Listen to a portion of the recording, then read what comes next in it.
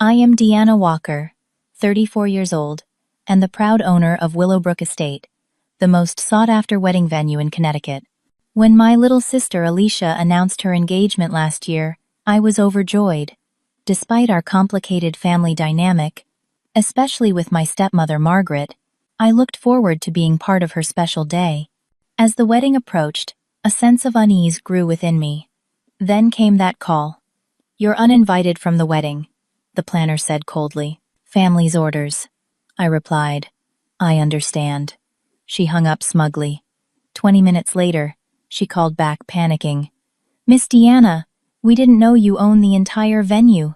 Before I tell you how I turned this wedding disaster into the most important lesson of my life, drop a comment where you're watching from and hit that subscribe button if you've ever had to stand up to family drama. Growing up, Alicia was my shadow. Despite our 6-year age difference, we were inseparable. I still remember her toddling after me with her stuffed rabbit, begging to be included in whatever I was doing. I never minded. Having a little sister was like having a built-in best friend who thought everything I did was magical. Our mother Elizabeth encouraged our bond. She would say, "Sisters are forever friends," and make sure we resolved our little squabbles before bedtime. Mom was our foundation, the warm center of our family home in suburban Connecticut. She made our modest house feel like a palace with her homemade curtains and Sunday dinners that somehow stretched to feed unexpected guests. Everything changed when Mom was diagnosed with aggressive breast cancer. I was 16, Alicia just 10. The 18 months that followed were a blur of hospital visits, whispered adult conversations, and me trying to maintain normalcy for my sister, while our father Abraham fell apart at the seams. I grew up overnight, cooking meals, helping Alicia with homework, and visiting Mom in the hospital after school. When Mom died, it felt like the light went out in our home. Dad retreated into his grief and work, leaving me to essentially raise Alicia.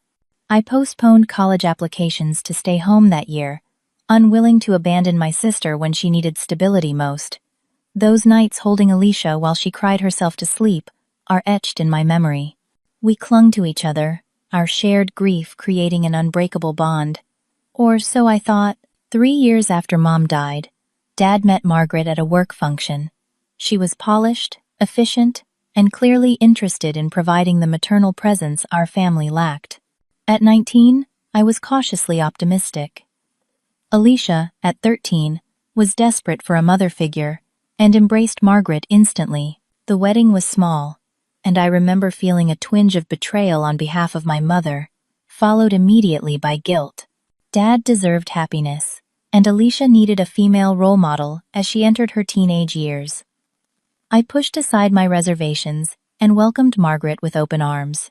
The subtle shifts began almost immediately.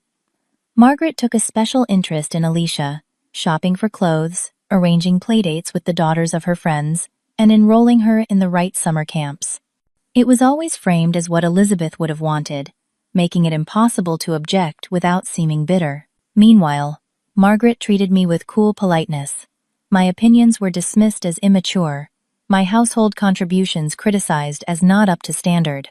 When I mentioned college applications, Margaret enthusiastically supported the idea, researching schools that were conveniently far from home. By 20, I recognized the pattern. Margaret wanted Alicia as her do-over daughter, the one she could mold from adolescence. I was a reminder of the family that existed before her, too shaped by my mother's influence to be reshaped.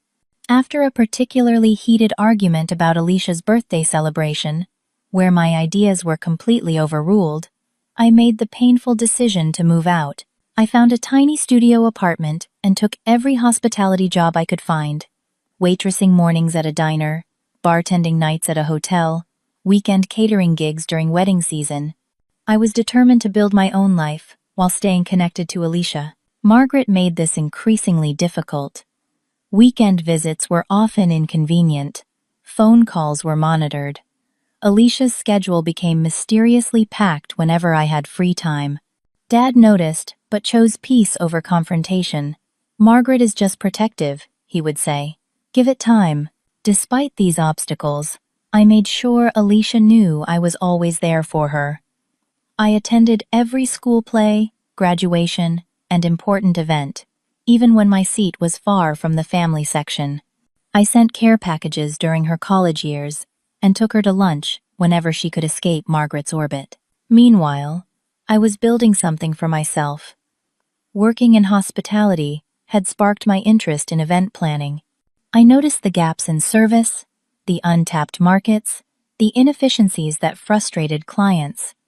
I started taking business classes at community college, networking with vendors, and saving every penny. When Alicia called last year to announce her engagement to Richard Davis, heir to a regional banking fortune, I was genuinely happy for her.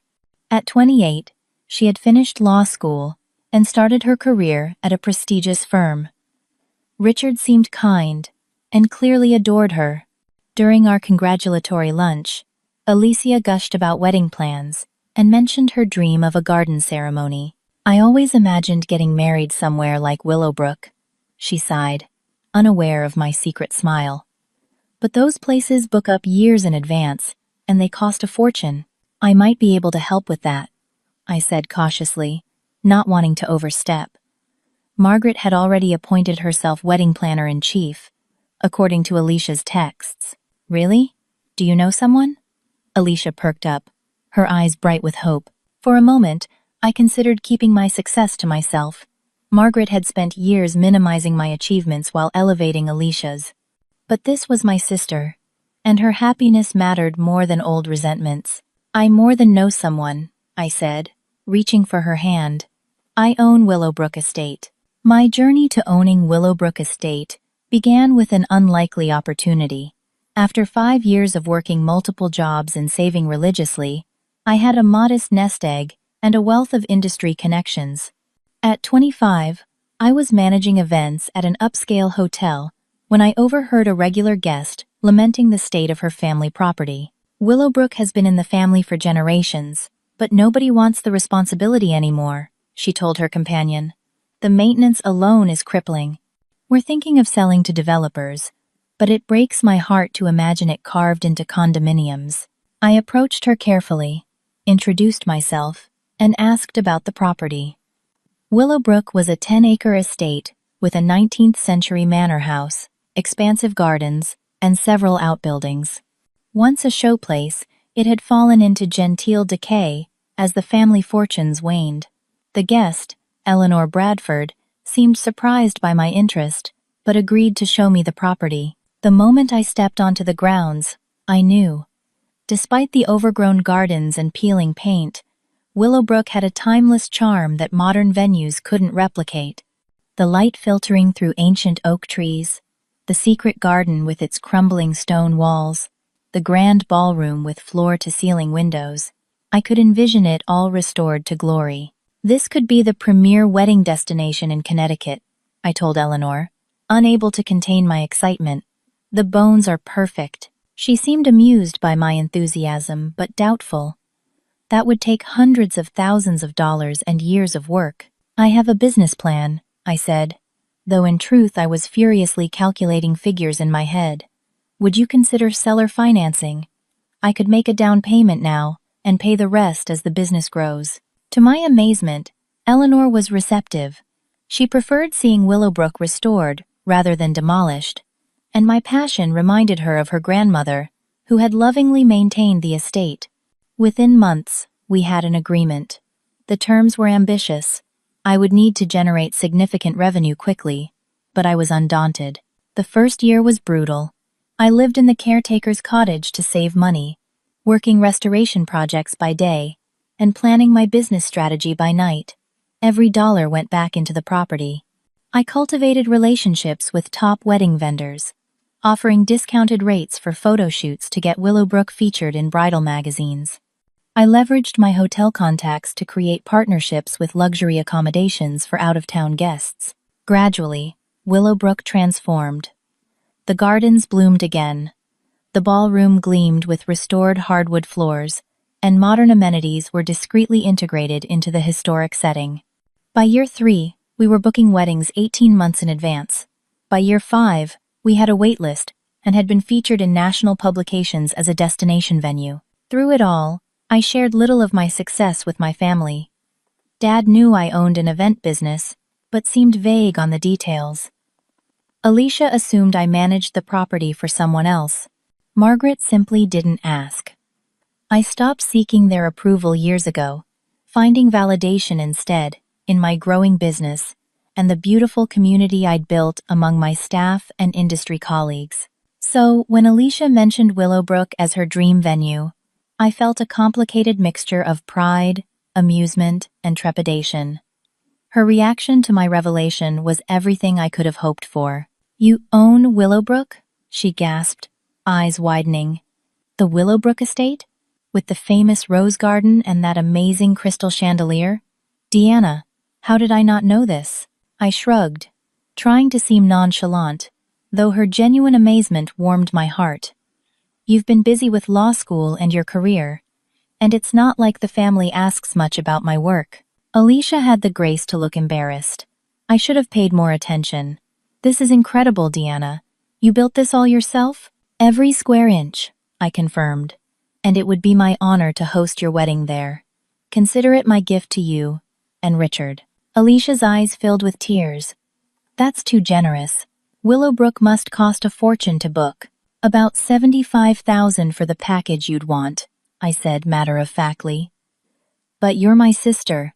Your wedding should be at the most beautiful venue in Connecticut, and I happen to know the owner." We laughed, and for the first time in years, I felt truly connected to my sister.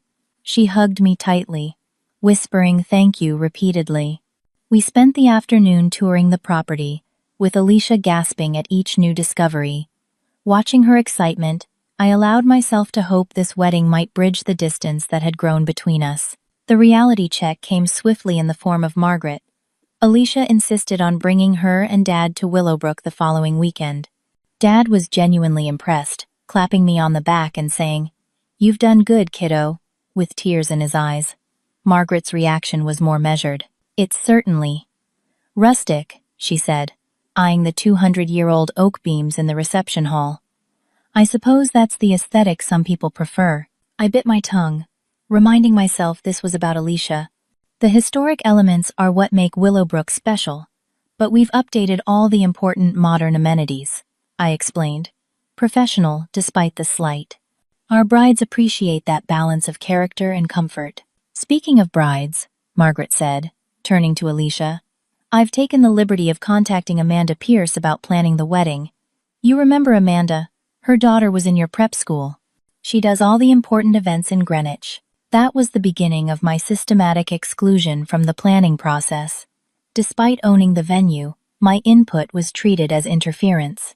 Amanda Pierce arrived at our first meeting with a portfolio of weddings that looked identical, all safe, traditional, and utterly lacking in personality. She referred to me as the venue representative rather than Alicia's sister, and repeatedly made comments about working within the limitations of the space. Actually, I tried to explain, showing her our catalog of previous events. Willowbrook is incredibly versatile. We've hosted everything from traditional ceremonies to themed celebrations. Whatever vision Alicia has, we can accommodate it. "We appreciate your input," Amanda said dismissively, "but I think we'll stick with what works reliably." Now, about the vendor restrictions.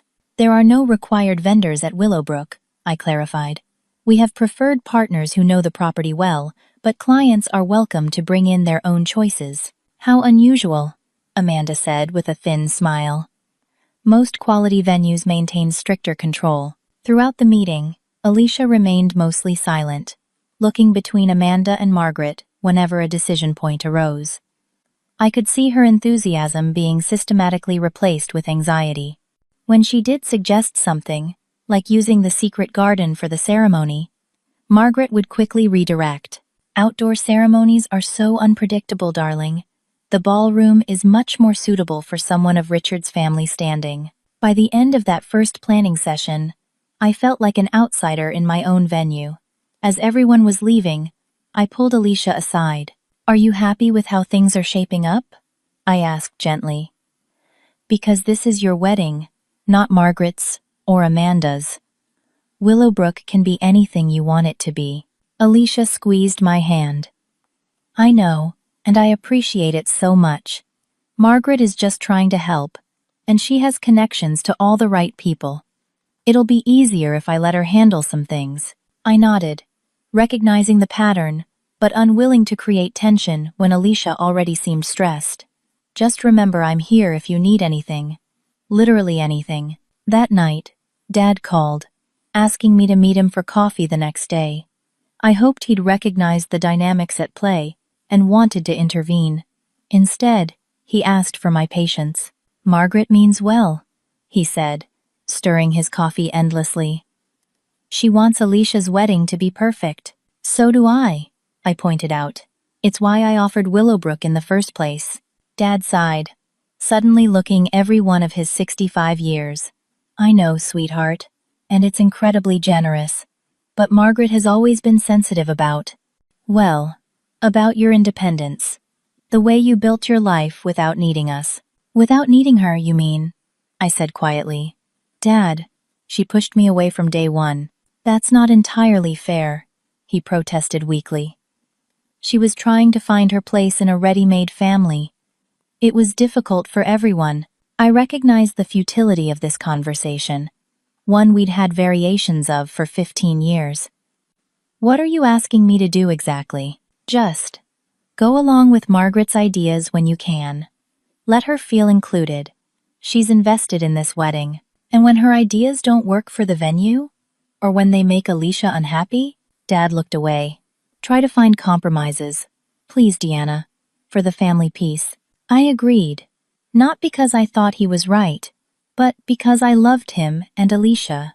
I didn't realize then how completely I would be expected to compromise myself away. The systematic exclusion began subtly. A cake tasting I wasn't informed about. A meeting with the florist rescheduled without my knowledge. Each time, the excuse was benign. An oversight, a miscommunication, a last-minute change. I tried to give everyone the benefit of the doubt, reminding myself that wedding planning was chaotic even without complicated family dynamics. Then I noticed a pattern in my text exchanges with Alicia. Her once enthusiastic messages became increasingly brief and formal. When I suggested meeting for lunch to discuss the wedding, her replies came hours later, with vague excuses about her busy schedule. Our easy banter disappeared, replaced by the kind of polite distance I associated with casual acquaintances, not sisters who had once shared everything. Working late again? Can't make dinner. Sorry, became her standard response. When we did manage to connect, Alicia seemed distracted and guarded, checking her phone frequently, as if expecting important messages. 6 weeks into the planning process, I overheard a conversation that explained the change. I was inspecting the ballroom lighting with my maintenance manager when Margaret's voice drifted through the open French doors from the terrace where she sat with Alicia. Darling, I know you want to include Deanna, but you need to understand she's just jealous of your happiness, Margaret was saying, in that reasonable tone she perfected years ago. She's never had a serious relationship, and now her little sister is having this magnificent wedding. It's natural she'd try to control everything. Deanna's not like that, Alicia protested, but her voice lacked conviction. She's being really generous with the venue. Of course she is, Margaret said smoothly. It's wonderful publicity for her business. But notice how she questions every decision Amanda makes? How she's always suggesting alternatives to our plans. That's not helpfulness. That's control. I stood frozen, torn between storming outside to defend myself and retreating to process this betrayal. My maintenance manager, sensing my distress, made an excuse about checking the electrical panel and left me alone with my thoughts. Margaret was rewriting my intentions, casting my professional expertise as jealousy and my desire to give Alicia her dream wedding as a business calculation. Worse, she was succeeding. I could hear the doubt in Alicia's voice, the wavering loyalty. I chose retreat that day, unwilling to create a scene at my own venue. Looking back, I wonder if confronting Margaret then might have changed everything that followed. Instead, I threw myself into work, maintaining a professional distance from the wedding planning, while trying to preserve whatever connection remained with Alicia. Meanwhile, Amanda Pierce's attitude shifted from dismissive to openly antagonistic. During a site inspection with vendors, she contradicted my safety recommendations about candle placement near the historic draperies. "Miss Walker is being unnecessarily cautious," she told the decorator with an eye roll. "I've planned dozens of events, with much more elaborate candle displays, not in 200-year-old buildings with original woodwork," I countered, maintaining a professional tone. "Fire safety isn't negotiable at Willowbrook. We can achieve the same aesthetic with flameless candles in those areas." "This is why working with family is so difficult," Amanda said with an exaggerated sigh.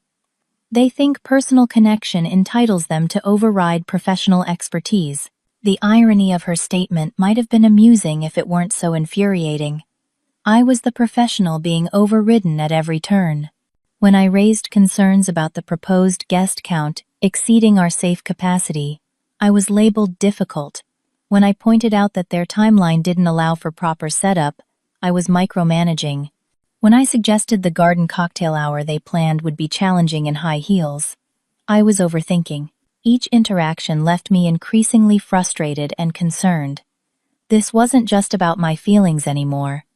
These decisions affected safety, guest comfort, and ultimately Alicia's wedding experience. But my attempts to contact Alicia directly were now met with silence or deflected to Amanda. The final blow came when I discovered through Instagram that a bridesmaids' luncheon had been held at Willowbrook without my knowledge. My own staff had been instructed not to inform me, believing the directive came from the bride. Photos showed Alicia, her college friends, Margaret, and even my father smiling in the garden pavilion I had lovingly restored with my own hands. There was no acknowledgement of my absence, no empty chair symbolizing a missing bridesmaid, because that was another detail I had learned secondhand. Not only was I apparently not maid of honor material, I wasn't even in the bridal party. The realization stung more than I wanted to admit. Despite our age difference, Alicia and I had always talked about being each other's maid of honor someday. It was a promise made late at night after Mom's funeral, a whispered assurance that we would still share life's important moments even without her. That evening, I attended the official bridal shower hosted at Margaret's Country Club. I hadn't received a formal invitation, but was told by Alicia's maid of honor, Rebecca, that of course you're welcome to come. I brought a carefully selected gift, a delicate silver picture frame containing a restored photo of our mother holding infant Alicia, with me, age 6, proudly helping support my sister's head. It was one of the few photos where all 3 Walker women appeared together, and I had spent considerable time and money having it professionally restored. At the shower, I was seated at the outermost table with distant acquaintances, far from the family section. When gifts were opened, Margaret presided beside Alicia, carefully recording each item and giver. When my turn came, Alicia unwrapped the frame with a puzzled expression that quickly transformed to tears when she recognized the photo. "Oh," she said softly, touching our mother's face in the image. For a moment, I saw my real sister again, not the polished, distant version Margaret had cultivated. Margaret swiftly took the frame. "How thoughtful," she said without meeting my eyes. "We'll find a nice spot for this at home." She placed it aside and promptly moved on to the next gift, a crystal vase from one of her friends that received effusive praise. As the party wound down, I overheard Margaret speaking with 2 of her friends near the restroom, unaware of my presence. "It's all arranged," she was saying in a satisfied tone. "Amanda has it handled. Deanna won't be a problem at the wedding." "Are you sure that's wise?" one friend asked. "She does own the venue, after all." "The contract is signed," Margaret replied confidently. "And she'd never do anything to hurt Alicia's big day. She'll accept the situation, once it's presented properly." I slipped away before they could notice me, my mind racing. What exactly did "won't be a problem" mean? And what situation was I supposed to accept? I tried calling Alicia that night but got her voicemail. My text asking for a sister coffee date the next morning went unanswered. Even my father was suddenly unavailable when I called, his secretary at the law firm, informing me he was in depositions all day. The sense of isolation was complete. Whatever Margaret had planned, she had successfully cut off my communication with both Alicia and Dad. I went to bed that night with a sense of foreboding, unaware that the next day would bring the confrontation that would either destroy our family completely or force a long overdue reckoning. The call came at 9:17 on Friday morning, exactly 8 days before the wedding. I remember checking my watch because I was expecting a delivery of imported linens for another event, not a call from Amanda Pierce. "Miss Walker," she began without preamble, her tone professionally detached.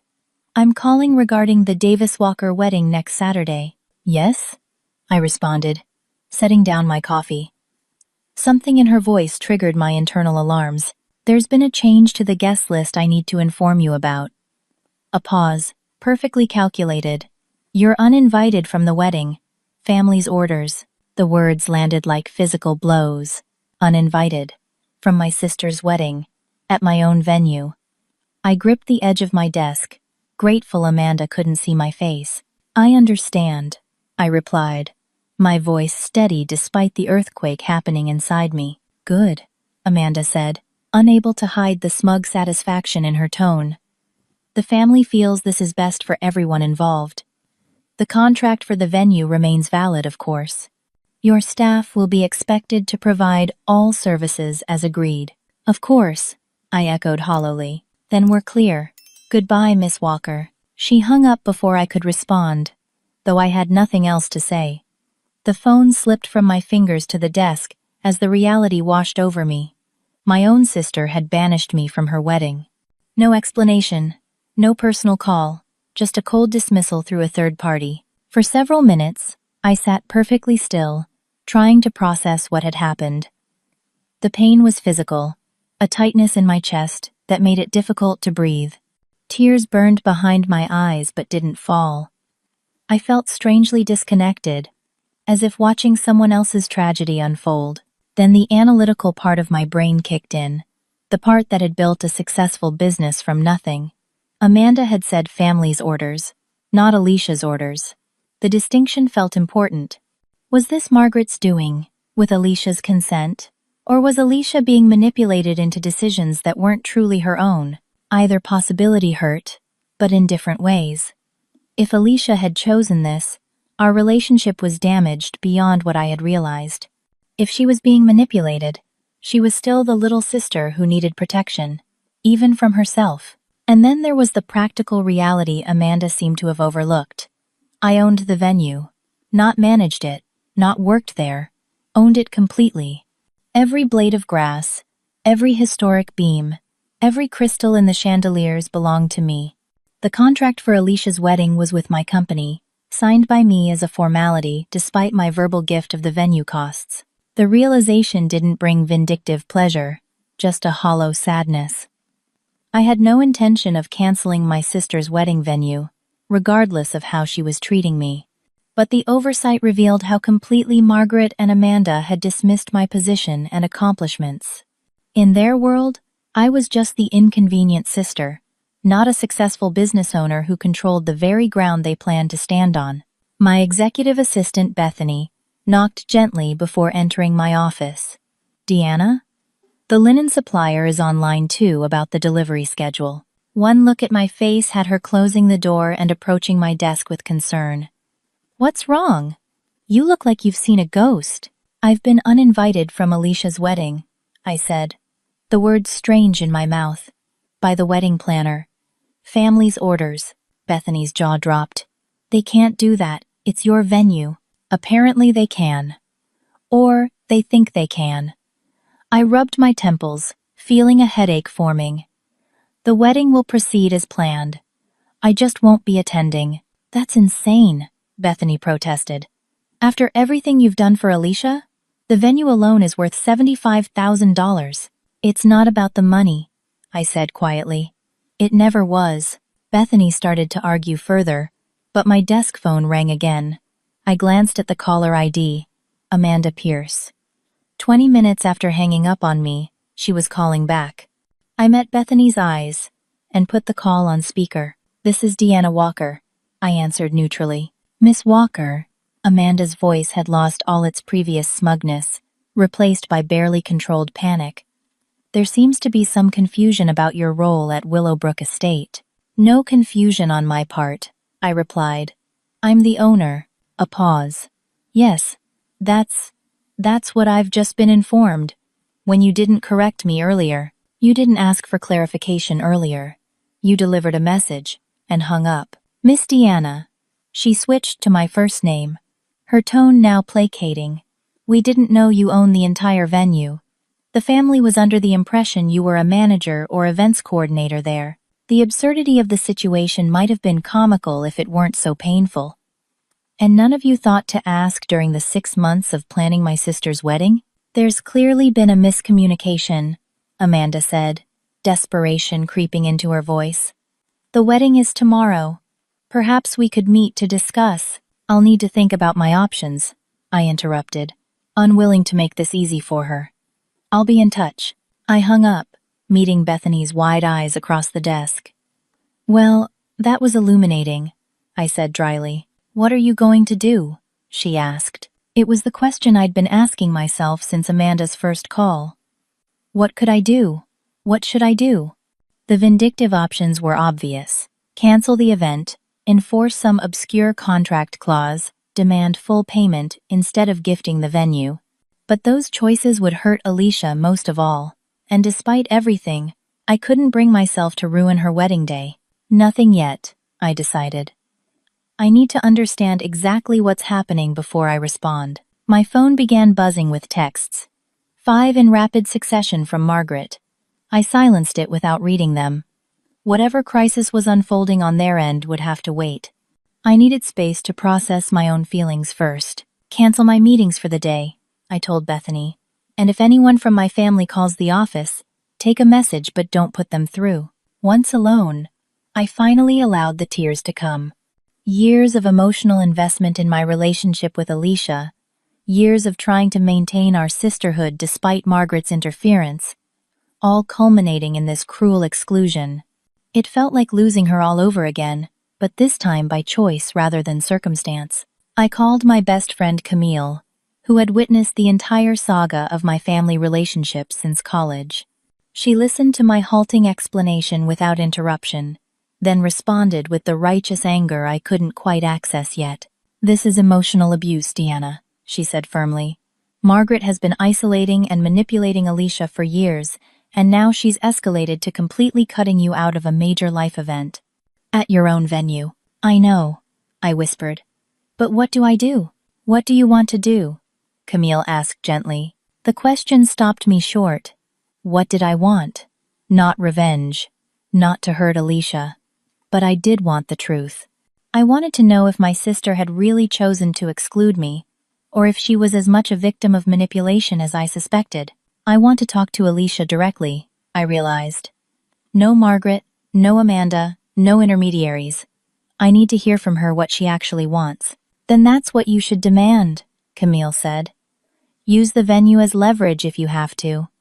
It's time Margaret learned she can't control everything and everyone. After we hung up, I checked my phone. 3 missed calls from Amanda, 7 from Margaret, and a single text from Alicia. Please call me. No explanation, no apology, just those 3 words. I set the phone aside without responding. For the first time in our relationship, Alicia would have to wait for me. I needed time to consider my approach carefully. This confrontation would either heal our family or fracture it beyond repair, and I refused to enter it unprepared. That night, I barely slept. I alternated between tearful grief and cold anger, between complex strategies and simple ultimatums. By dawn, exhaustion had cleared my mind to a single realization. This wasn't about winning or losing, it was about healing. The question wasn't what punishment Margaret deserved, but what resolution would allow Alicia and me to rebuild our relationship. With that clarity came my decision. I wouldn't use the venue as a weapon. I wouldn't demand public apologies or dramatic gestures. I would simply insist on honest conversation, with all pretense and manipulation stripped away. If our family had any hope of moving forward, it had to start with truth. As the sun rose over Willowbrook's gardens, I made peace with whatever outcome awaited. I had built this beautiful place from nothing. I could rebuild my relationship with my sister too, if she was willing to meet me halfway. And if not, I would survive that loss as I had survived others. But at least I would know I had done everything possible to preserve what mattered most. By 8 that morning, I was showered, dressed, and driving to my father's house with a calm determination that surprised even me. The night's emotional turbulence had settled into resolve. Whatever happened today, I would face it with dignity and clarity. The family home looked exactly as it always had, a stately colonial with perfect landscaping and not a hint of the emotional warfare happening inside. I parked behind Alicia's car, noting that Margaret's luxury SUV and Amanda's sedan were also present. The gang was all here. Good. I preferred addressing everyone at once. Dad answered the door, his face a mask of discomfort. "Deanna," he said, stepping aside to let me in. "We've been trying to reach you." "I know," I replied simply, walking past him into the living room where the others waited. Margaret sat perched on the edge of the sofa, looking uncharacteristically disheveled. Amanda stood by the fireplace, clutching a portfolio like a shield. Alicia was curled in an armchair, her eyes red and swollen. All three looked up as I entered, their expressions ranging from panic to shame. "Deanna." Margaret was the first to recover, rising with her arms outstretched, as if to embrace me. "Thank goodness you're here. There's been a terrible misunderstanding." I stayed just beyond her reach. "Has there? Seems pretty clear to me. I was uninvited from my sister's wedding at my own venue. What part did I misunderstand?" Amanda stepped forward, professional mask firmly in place. "Miss Walker," as I tried to explain on the phone, "I'm not here to talk to you." I cut her off without looking at her. "You were just following orders, right? I'm more interested in who gave those orders." Margaret's expression hardened momentarily before sliding back into concerned contrition. "Darling, no one meant for things to go this far. We were simply trying to reduce Alicia's stress levels. You two haven't been seeing eye to eye on the wedding plans, and with tomorrow being so important." "Stop it," I said quietly but firmly. "No more manipulation, Margaret. Not today." My father finally entered the room, hovering uncertainly between his wife and daughters. "Deanna, please." Margaret was only trying to help. "Was she?" I asked, turning to face him. "Is that what you call uninviting your daughter from her sister's wedding? Helping?" "It was a miscommunication," he insisted weakly. "No one knew you actually owned Willowbrook. We thought you worked there." The absurdity of this statement momentarily left me speechless. I've owned Willowbrook for 5 years. I built the business from nothing. How could you possibly not know that? "You never talk about work," Margaret interjected smoothly. "And you've always been so independent. We assumed management was as far as you'd progressed." I laughed, a short, humorless sound. "That's convenient, and completely false. But it doesn't matter now. What matters is what happens with the wedding." Amanda stepped forward again, desperation plain on her face. "The wedding is tomorrow. There's no time to find another venue of Willowbrook's caliber. Miss Walker, Deanna, surely we can come to some arrangement?" I ignored her, walking instead to kneel beside Alicia's chair. My sister wouldn't meet my eyes, staring instead at her tightly clasped hands. "Alicia," I said gently, "I need to hear from you. Do you want me at your wedding?" The room fell silent. Margaret started to speak, but Dad held up a hand to stop her, finally showing a backbone I'd thought long atrophied. Alicia's shoulders began to shake. "I don't know what's true anymore," she whispered. "Margaret said you didn't want to be involved, that you were just doing this for the publicity. She showed me texts, where you said the wedding was taking too much of your time." "What texts?" I asked, genuinely confused. "Alicia, I never sent any texts like that. She has them right on her phone," Margaret insisted, reaching for her purse. "I can show you." "Those are fake," I said with certainty. Check the number they supposedly came from. It won't match mine. Alicia finally looked up, her eyes searching my face. Is that true? You never said you were tired of my bridezilla behavior? Never, I said firmly. I've been trying to reach you for weeks. My calls go to voicemail. My texts get one-word responses. I thought you were the one pulling away. I never got any calls, Alicia said, confusion clouding her features. Margaret said you were too busy with other events to talk directly, that everything should go through Amanda.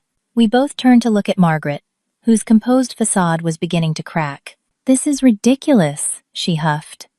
I was protecting you, Alicia. Deanna has always been jealous of our relationship. She's trying to make the wedding about her instead of you. By offering her $75,000 venue for free? I asked incredulously. That's an interesting definition of selfish. You own Willowbrook? Alicia asked, fresh tears forming. Completely? Not just work there?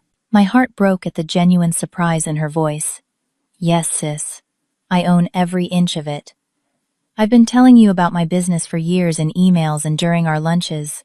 Didn't you read them? I never got those emails, Alicia said slowly, realization dawning. Margaret handles my personal email for wedding correspondence. She filters what comes through. All eyes turned to Margaret, whose expression had transformed from concerned to calculating. I was trying to protect our family, she said defensively. Deanna abandoned us years ago. She never cared about our family bonds until Alicia's wedding could benefit her business. I left because you pushed me out, I exclaimed, finally losing some of my careful composure. You systematically isolated me from Dad and Alicia from the moment you moved in. That's not true, Margaret insisted, turning to my father. Abraham, tell her that's not true. But Dad was looking at Margaret with new eyes, as if seeing her clearly for the first time. You told me Deanna was too busy for family gatherings, he said slowly. That she turned down our invitations because her business took priority. I never received any invitations, I said quietly.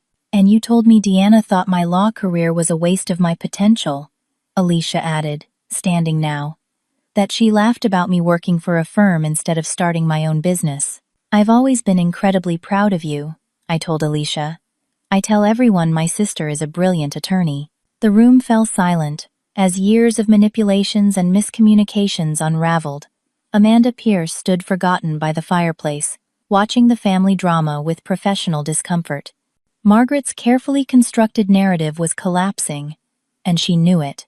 This is all very touching, she said icily, dropping the pretense of concern. But it doesn't change the fact that the wedding is tomorrow. Whatever your grievance is, surely they can wait until after Alicia's special day. Actually, I said, straightening to my full height, they can't, because this is my ultimatum. I will host Alicia's wedding at Willowbrook as planned, but only under certain conditions. Amanda made a small sound of relief, but I held up my hand to silence her. First, I want 30 minutes alone with my sister. Right now. No Margaret, no Amanda, no intermediaries. Second, Margaret will have no role in wedding day coordination.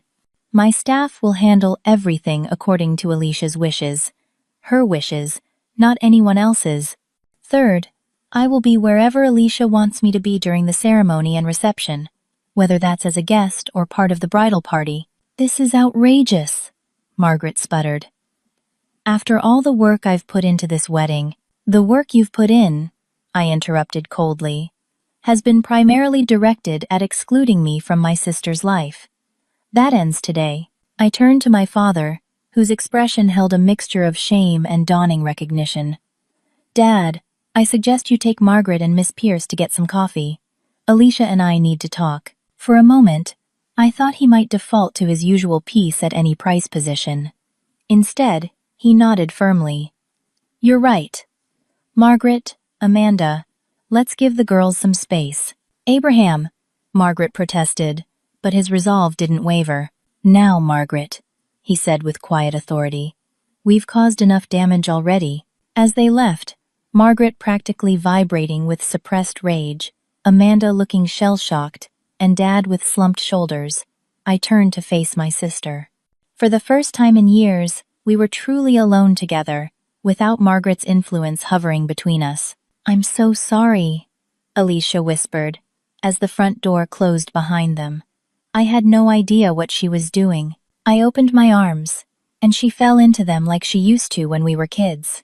We stood like that for a long moment, both crying, both beginning the process of finding our way back to each other. "We have a lot to talk about," I said finally, pulling back to look at her, "and a wedding to salvage."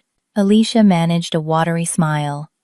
"Where do we even start?" "With the truth," I replied simply. "All of it, no matter how painful." And for the next half hour, that's exactly what we did. The living room where we had spent so many childhood hours now became the setting for our long overdue reconciliation.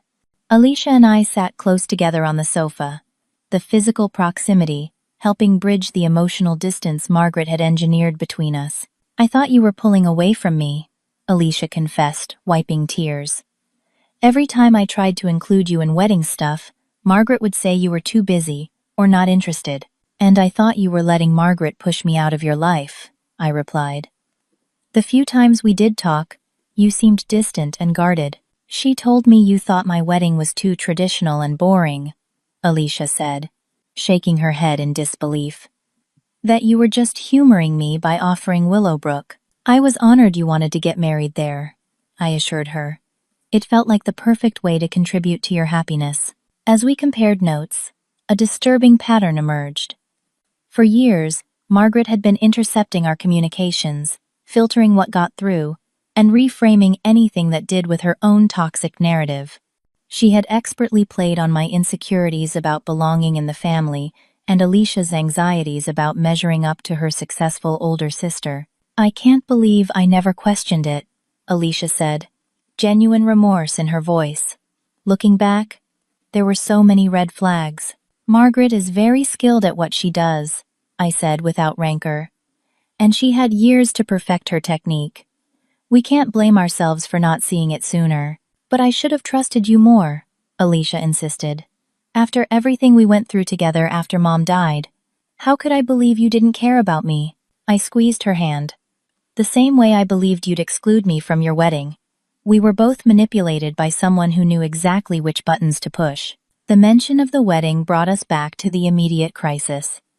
With less than 24 hours until the ceremony, we had to decide how to proceed. "What do you actually want for tomorrow?"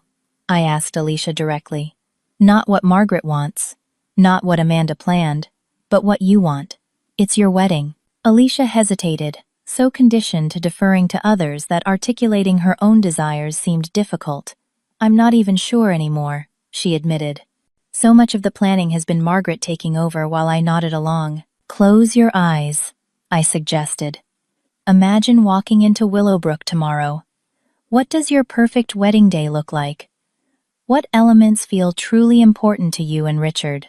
Slowly, hesitantly at first, Alicia began to describe her vision. Not the formal ballroom ceremony Margaret had insisted upon, but the garden setting she'd initially mentioned months ago. Not the elaborate 7-course seated dinner Amanda had planned, but a more relaxed atmosphere where guests could mingle. Not the traditional classical quartet, but the jazz band Richard loved. As she spoke, her voice grew stronger, more certain. I took notes, mentally calculating what changes were possible in the limited time available. Some would be challenging but doable with my staff's expertise. Others would require calling in serious favors from vendor contacts. And most importantly, Alicia concluded, opening her eyes with new determination, I want my sister as my maid of honor, where she always should have been. My pen paused over my notepad. Are you sure? Rebecca has been planning on that role for months. Rebecca is Margaret's goddaughter, and barely my friend, Alicia said with surprising firmness. She was pushed on me like so many other decisions. I want you standing beside me, Deanna. Like Mom would have wanted. The mention of our mother brought fresh tears to both our eyes. I could almost feel her presence in the room, her gentle guidance helping us find our way back to each other. Then that's what we'll do, I said, squeezing Alicia's hand. But we have a lot of work ahead of us if we're going to transform this wedding by tomorrow morning. When Dad returned with Margaret and Amanda, He found Alicia and me huddled over my laptop, already deep into replanning mode. The change in Alicia was immediately apparent. She sat straighter, spoke more confidently, and held eye contact in a way she hadn't done around Margaret in years. "We've made some decisions," she announced as they entered the living room. "The wedding is still happening at Willowbrook, but with significant changes." Amanda's professional mask slipped momentarily as panic flashed across her features. "Changes? But everything is confirmed. The vendors, the timeline, the setup will all be adjusted," I finished firmly. "My team is already making the necessary calls." Margaret's eyes narrowed dangerously. "Alicia, darling, you can't possibly rearrange an entire wedding in one day. Think of Richard's family, the guests." "I am thinking of them," Alicia replied with newfound confidence. "I'm making sure they attend the wedding Richard, and I actually want, not the one you've been orchestrating." Dad placed a restraining hand on Margaret's arm as she began to protest further. "I think we should listen to what Alicia wants," he said quietly. "It is her wedding, after all." The next 12 hours were a whirlwind of activity. We relocated to Willowbrook, where my executive team sprang into action with remarkable efficiency. Years of handling last-minute wedding crises had prepared them for exactly this kind of challenge. "The garden ceremony is absolutely doable," my landscape director confirmed after a quick assessment. "We were already maintaining it as a backup option, given the forecast." She tactfully didn't mention that Amanda had dismissed this suggestion multiple times. "The jazz quartet Richard wanted is available. They had a cancellation," my entertainment coordinator reported, hanging up from yet another call. "They're actually excited about playing Willowbrook." One by one, the pieces fell into place. Vendors I had built relationships with over years in the industry stepped up, rearranging schedules and making substitutions. My kitchen staff adapted the menu to Alicia's preferences, creating a more relaxed dining experience while maintaining the elegance the occasion deserved. Through it all, Alicia stayed by my side, making decisions with growing confidence.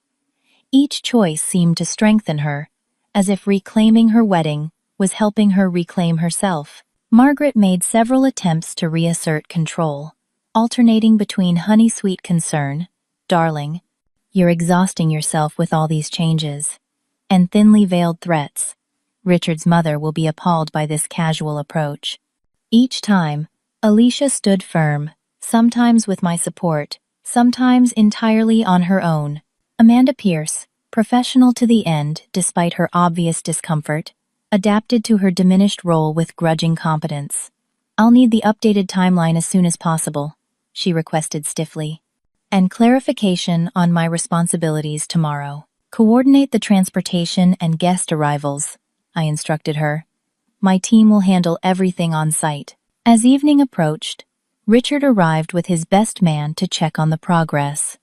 His reaction to the transformed plans was immediate and enthusiastic. "This is what we wanted all along," he exclaimed, spinning Alicia in a joyful circle. "The garden ceremony, the jazz band, how did you pull it off?" "Deanna," Alicia said simply, smiling at me over her fiancé's shoulder. "She made it all happen." Richard approached me with genuine gratitude. "I didn't know you owned Willowbrook," he said, extending his hand. "Thank you for everything you're doing.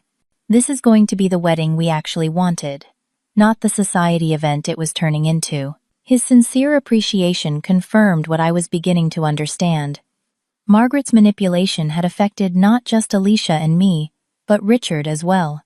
The wedding had been hijacked from both of them, their preferences dismissed in favor of Margaret's vision of what was appropriate. As midnight approached, most of the major changes were in place. Staff would continue working through the night on details, but the framework of the transformed wedding was secure. Alicia and I stood on the terrace, overlooking the gardens, exhausted but satisfied. "I can't believe we did it," she said wonderingly. 24 hours ago, I was dreading my own wedding. Now I can't wait. "That's how it should be," I told her, wrapping an arm around her shoulders. "It's your day, not Margaret's." Alicia leaned her head against mine, a gesture so reminiscent of our childhood, that it made my heart ache. And you'll be standing next to me, where you belong. As long as you're sure that's what you want, I said, still cautious after so much manipulation. It's what I've always wanted, Alicia said firmly. Margaret just made me doubt everything, including myself. As the first hints of dawn began to lighten the eastern sky, we shared a moment of peaceful silence. The garden below was transformed, with twinkling lights nestled among the flower beds, and an elegant white arch positioned precisely where the morning light would illuminate the ceremony.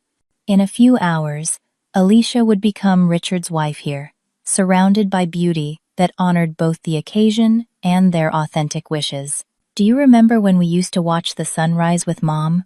Alicia asked softly. Those mornings when she'd wake us early and we'd sit on the porch with hot chocolate? She said sunrise was a reminder that we get fresh starts every single day, I recalled, my throat tight with emotion. That no matter how dark the night was, morning always came. This feels like that, Alicia said, gesturing to the brightening horizon. A fresh start for us, for our family. As the sun's first rays touched Willowbrook's gardens, illuminating the venue that had become my life's work, and would now host my sister's transformed wedding, I allowed myself to hope. Maybe this painful confrontation had been necessary. Maybe from the ashes of Margaret's manipulation, something healthier could grow. We should get some rest, I said practically. Ever the big sister. It's going to be a big day. Alicia nodded but didn't move immediately. Deanna, thank you. Not just for the venue or fixing the wedding, but for not giving up on me, even when it seemed like I'd given up on you. I hugged her tightly, feeling the last pieces of my broken heart begin to heal. Sisters are forever, I whispered. Mom was right about that. The morning of Alicia's wedding dawned clear and perfect, as if nature itself approved of our reconciliation. Despite having slept barely 3 hours, I woke with a sense of purpose and peace that had eluded me for weeks. Today wasn't just about a wedding, it was about reclaiming family bonds that should never have been broken. As maid of honor, a role officially bestowed during our frantic replanning, I joined Alicia in the bridal suite early. The other bridesmaids, a mix of her law school friends and cousins, welcomed me with varying degrees of surprise and warmth. Rebecca, the previously designated maid of honor, was noticeably cool, but I couldn't blame her for the awkward position Margaret's machinations had created. I brought something for you, I told Alicia quietly, as the makeup artist worked on her face. I handed her a small blue velvet box that had been in my safe for years. Alicia opened it carefully and gasped. Inside lay our mother's pearl earrings, the ones she had worn on her own wedding day 36 years earlier. I thought these were lost, she whispered, tears threatening to undo the makeup artist's careful work. Mom gave them to me before she died, I explained, my own voice unsteady. She made me promise to wear them at my wedding and to let you wear them at yours. Something borrowed and something blue all in one. The makeup artist discreetly stepped away as Alicia's composure broke. She knew she wouldn't be here, she said, the realization hitting her anew even after all these years. But she made sure a part of her would be, I replied, helping her fasten the delicate earrings. She's with us today, Alicia. I can feel it. The door opened, and Dad entered, stopping short at the sight of his daughters embracing. Everything okay in here? He asked cautiously. Everything's perfect, Alicia assured him, wiping away tears without smudging her makeup, a skill all brides seem to develop. Deanna brought Mom's earrings. Dad's eyes misted as he recognized the jewelry. Elizabeth would be so proud of you both, he said, his voice rough with emotion. And I am too. Especially you, Deanna. After everything, the way you stepped up for your sister.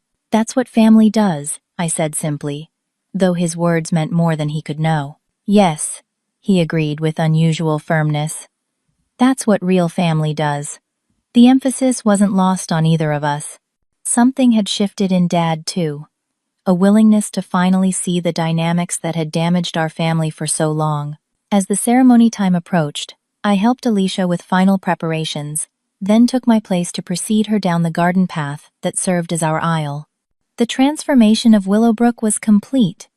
Flowering branches formed a natural cathedral around the seating area, the morning light filtering through in a way no ballroom could ever achieve. Richard waited beneath the arch, his face lighting up as the music began. From my position at the front, I could see Margaret seated in the front row, her expression a careful neutral that didn't quite hide her displeasure at how events had unfolded. Next to her sat an empty space, where Dad would join her after walking Alicia down the aisle.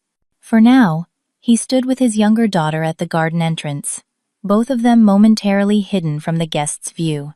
When Alicia appeared on Dad's arm, a collective murmur of appreciation rose from the assembled guests. She was radiant in a simpler gown than the elaborate one Margaret had chosen, her hair adorned with small white flowers rather than the tiara originally planned. The change had been one of her first decisions during our replanning, a small but significant reclaiming of her own style. The ceremony itself was brief but meaningful. With personalized vows, Richard and Alicia had written together months ago, but had been discouraged from using. As they spoke promises of love and partnership, I found myself glancing at Dad, noting how he kept a deliberate distance from Margaret even after joining her in the front row. Another small, but telling shift in the family dynamics. At the reception, I gave my maid of honor speech, carefully crafted to celebrate Alicia and Richard while subtly acknowledging the journey that had brought us to this day. When we were little, I began, addressing the beautifully decorated garden reception, Alicia used to tell everyone she was going to marry a prince. Our mom would smile and say that what mattered wasn't finding a prince, but finding someone who would treat her like a queen. Richard, watching you today, I know Mom would approve. You see the amazing woman my sister truly is, and you honor her authenticity, her brilliance, and her kind heart. I raised my glass toward the couple. To Alicia and Richard, may your marriage be built on honesty, respect, and the courage to always choose love, even when it's difficult. Especially when it's difficult. Alicia's eyes shone with tears as she mouthed thank you across the table. The subtext of my words wasn't lost on her, or on Dad, who squeezed my shoulder as I returned to my seat.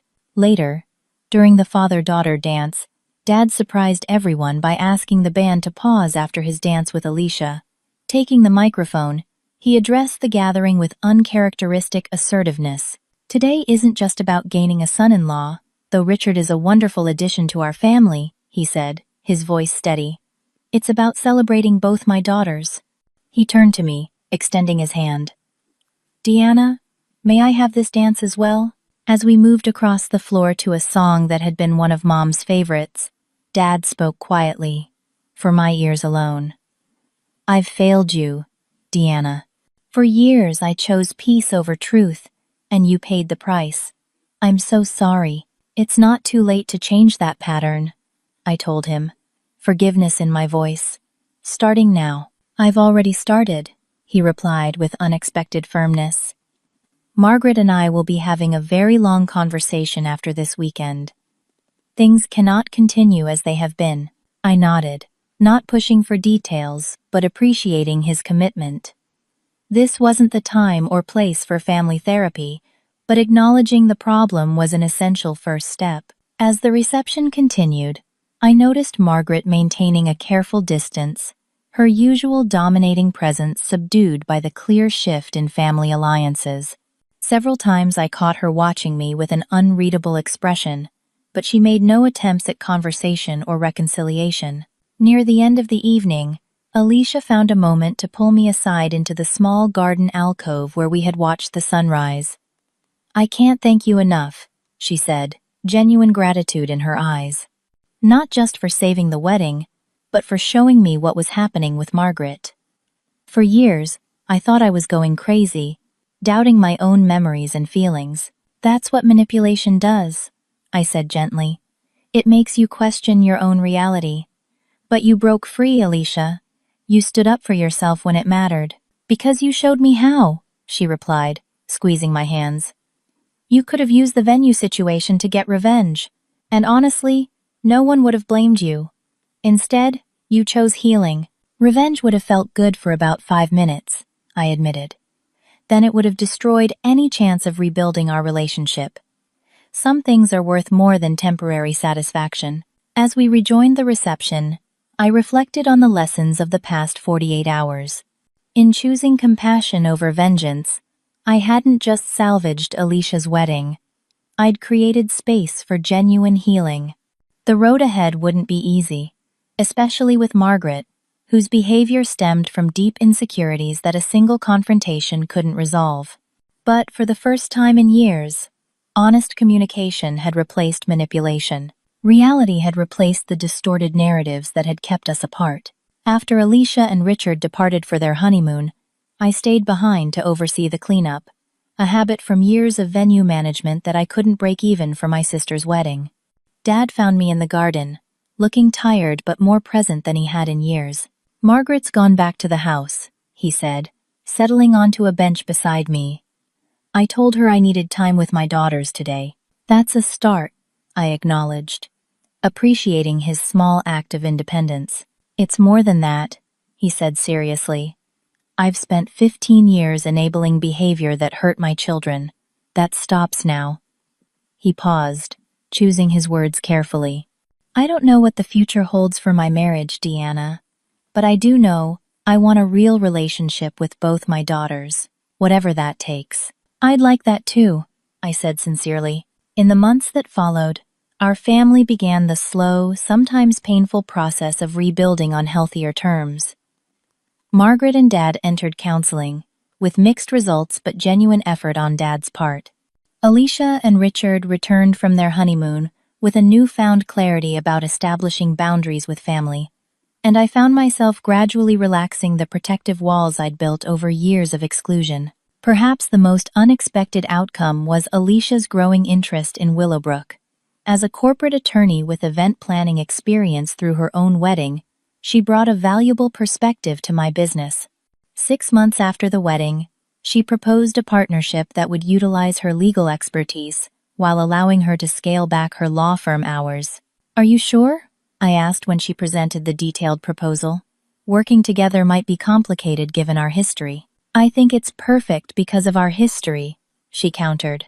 "We know how important honest communication is now. Besides, Mom always said we made a great team." She was right. Our complementary skills and renewed trust created a synergy that strengthened both the business and our relationship.